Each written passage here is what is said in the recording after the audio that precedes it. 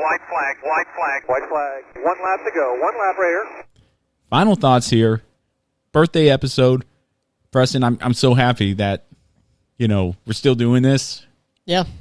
And I'm glad we're still doing it because I've put a lot of money into it. Still. Yeah, that too. Yeah. Thanks for helping out with everything, man. This has been a fun year. Can't wait to see what next year brings. It's going to be a lot of fun. And with that being said, I think we have our In the Marbles 2.0 standings. Yes, let's get to them. So SMR R&D still in the lead. Broke the 5,000 point mark after Bristol. 5,015 points. Beamer on a Beamer, 4,850. I'm pretty sure it's Maples, right? Who's in the lead? Yeah. R&D? Yeah, that's him. I'm pretty sure Maples there. If nothing crazy happens and John doesn't have a resurgence, or I jump both of them, which I'm not seeing it happen, might win that $100 Amazon gift card. He might. And you know what? He's deserving of a shirt too. We need to send him a shirt as well. Yeah. So Beamer on a Beamer, 4,850 points in second. I'm in third with 4,633 points. S Blades, 4,508. You, Preston, 4,487. I think I might be out of it at this point. Mathematically, I think you're still in it. That's a lot of ground to make up, I think. It's a lot of ground to make up, but it'll take them messing up, them using up all their good picks to Harvick's right away or something in order to for you to blow past them, I think.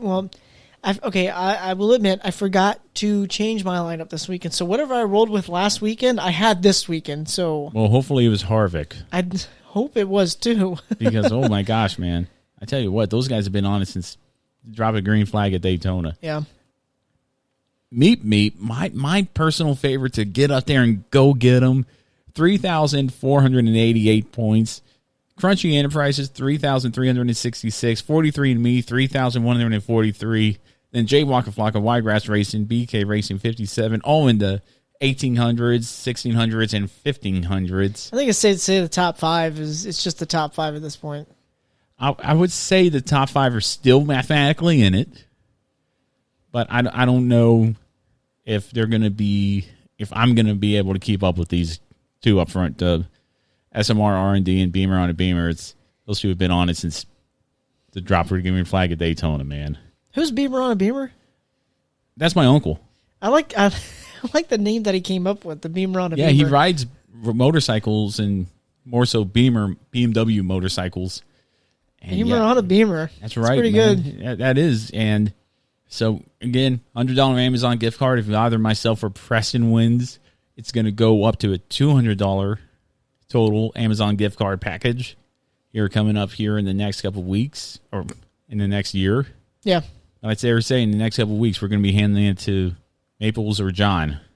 Yeah, I think it's going to be one of those two, honestly. So, and Preston, I'm surprised we haven't done this driver of the week. Talk about them all the time here on the show. But our driver of the week this week here at In the Marbles is, I feel, one that could have rewritten the history books. Davey Allison is our driver of the week this week here at In the Marbles. Was unfortunately killed in a helicopter crash while en route to the Talladega Superspeedway in 1993. But his achievements are amazing. 1992 Daytona 500 winner. 1991 Coca-Cola 600 winner. 1987, 89, and 1992 Winston 500. That's Talladega. 91 and 92 Winston winner, the All-Star race. 1984 ARCA Talladega Supercar Series Hoosier Superspeedway Challenge winner. 1993 IROC champion, posthumously after his death. 1987 Rookie of the Year. Over the span of 9 years, has 19 wins, 92 top 10s, and 14 poles. His first race came at the 1985 Talladega 500, and his last race was the Slick 5300 there in New Hampshire in 1993 prior to his death. His first win came at the 1987 Winston 500 there at Talladega, and his last one came at the 1993 Pontiac Excitement 400 at Richmond shortly before his death. I think he could have rewritten the history books. Davey Allison, your driver of the week this week here at In the Marbles.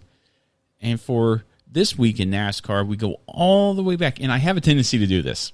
I don't know if you've listened to the past few episodes, right? Yeah. I have a tendency to do this. So I find my This Week in NASCAR from the NASCAR Hall of Fame website. They have this big blog with what happened this week in NASCAR. It's really cool. Go check it out. And I find myself reading what I think it says. It's so weird. I'm so dyslexic, dude. I read what I think it says. So last week was like 1955 was the date, but I read 1956. Oh. I read the wrong date. Okay. And I've done that a lot. And I try to correct it in post, and it sounds horrible. So, and I think people mainly on YouTube will see that and say, whoa, you said it wrong. Hey, that guy said it wrong. And maybe that's why we don't have a lot of views on YouTube. But for this week in NASCAR, we go back to September 26, 1954. Herb Thomas was the first driver to earn 2 NASCAR Premier Series championships, taking the top honors in 1951, then again in 1953. He had another outstanding season in 1954, earning 12 wins and 8 poles on the year. He also swept both events at the challenging Langhorne Speedway there in Pennsylvania.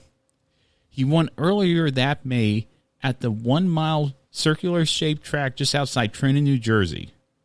Then, in the September race, Thompson started from the pole in his Hudson Hornet and held off Lee Petty and Herschel McGriff to win the 250-lap event in NASCAR's early years at Langhorne. In NASCAR's early years. Langhorne drew some of the biggest fields, crowds, and purses. This particular race was filled with 64 entries, setting its sights on the $2,450 first prize money. And that was September 26, 1954, for this week in NASCAR. Preston, we've done 1 year of this show. I want to take a special opportunity to thank every fan. I'm talking to Johns, Maples, I think Brian Stones, anybody who's, or S. Blades, Susan Blades there in Texas, probably the Blairs as well, who have listened to this show since day one. Yeah. And I remember getting a ton of text messages after that first episode came out. It was mainly about you. Oh, no. And it was like, Preston needs to speak up more. Speak up? Preston needs to put himself closer to the microphone. And it was so funny because I tried to make the show, it air-free. Like, we did nothing wrong those first few episodes, you know? Mm-hmm. Come to find out that is impossible. Yeah, that is very impossible. Unless you are a pro at this and have the script, you're going to mess up. But it's been fun, man. It's been a lot of fun. I want to thank all those people, for listening, and I'm sure they tell everybody about the show. And that it's just, been fun. We're growing our numbers. We're up to a 34 consistent audience right now. And I think we could grow. I was hoping to get to 2,000 in a month plays. It took over a year. It took just about a year to go through, but it's okay. I'm thinking we're going to get more traction here, man. We're on YouTube now. Make sure, I want to take this time to ask everybody to go out to their podcast platforms, wherever you listen to podcasts, Apple, Spotify, Overcast, anywhere you listen to podcasts, and give us a rating. Yeah, I think the ratings help. And tell us how we're doing. Just take, I would really appreciate it if you took 5 minutes, not even, just to go on there on your podcast provider, click however many stars you think we're deserving of, and tell us, and give a rating of the show. Go to YouTube, do the same thing, subscribe, like. I mean, if you listen to the show, you're just going to watch the show on YouTube. But I think it gives you a little more perspective on everything, and, it's different. So if you're on YouTube, like or dislike the videos. I don't care. Yeah, sure. Just comment. If you guys appreciate everybody's listening, but, man, if you could just take 5 minutes to do that, that would make In the Marbles' birthday a special one. Yeah. It really would. Preston, closing out, man, do you have anything else to say? Anything you wish we would have done different in the past year? Or No, looking back on it all, what a year it's been. We're getting there. Good things are to come. It's been an interesting year for you. Yeah, definitely.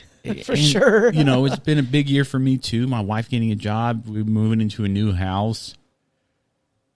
A lot of changes still to come, I feel, with the show, with everything. But hopefully, I don't know if we're going to make it to the Roval this year. Yeah, I don't think so either. I think there's just too many moving parts, and I think they were talking about 6,000 fans being in the stands, and unless you renewed your tickets, which I didn't, I don't think it's going to happen. I think those receipts will fill up fast. So we're not going to be at the Roval this year, which is unfortunate. Last year was a lot of fun, being our third episode there from the road course. But I'm thank you, man, for all that you've put into the show, and can't wait to see what next year brings. Yeah, it's been fun. I mean, it was I still remember those. I think we talked about it a couple weeks ago. I remember the times when we first met, and you were. We told Ian, I remember it because that was the story when you gave me the signed Paul Menard picture. I said, Ian,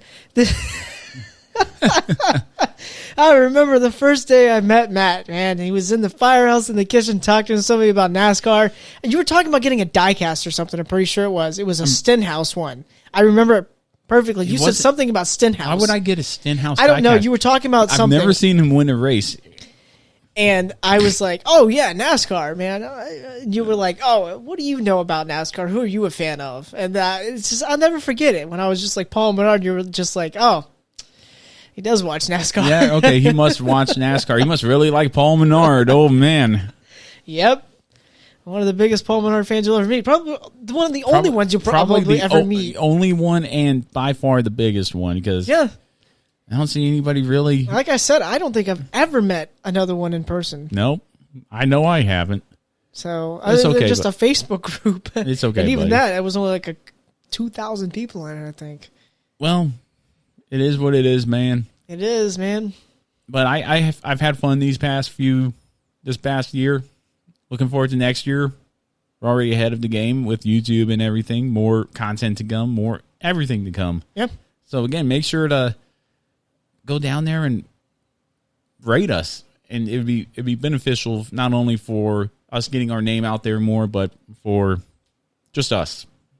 Be a lot of fun to read those. Maybe we can make the comments say, hey man, if there are enough nasty ones. Not saying go out there and rate nasty ones just to get them right on the show. But go out there and give us your honest opinion about it. I really appreciate that. Preston, do you have anything else, man? Nope. Before we wrap up this 1 year episode? Nope. All right, man. Well, with that said, we'll just go ahead and wrap it up. I'd like to thank everybody so much for tuning in to us this week here at In the Marbles, our 1 year episode. Thank you so much again for everybody for their support. Make sure to follow us on all social media platforms, Facebook, Twitter, Instagram, and YouTube. Make sure to follow Preston on Twitch as well. And mine will be out here soon.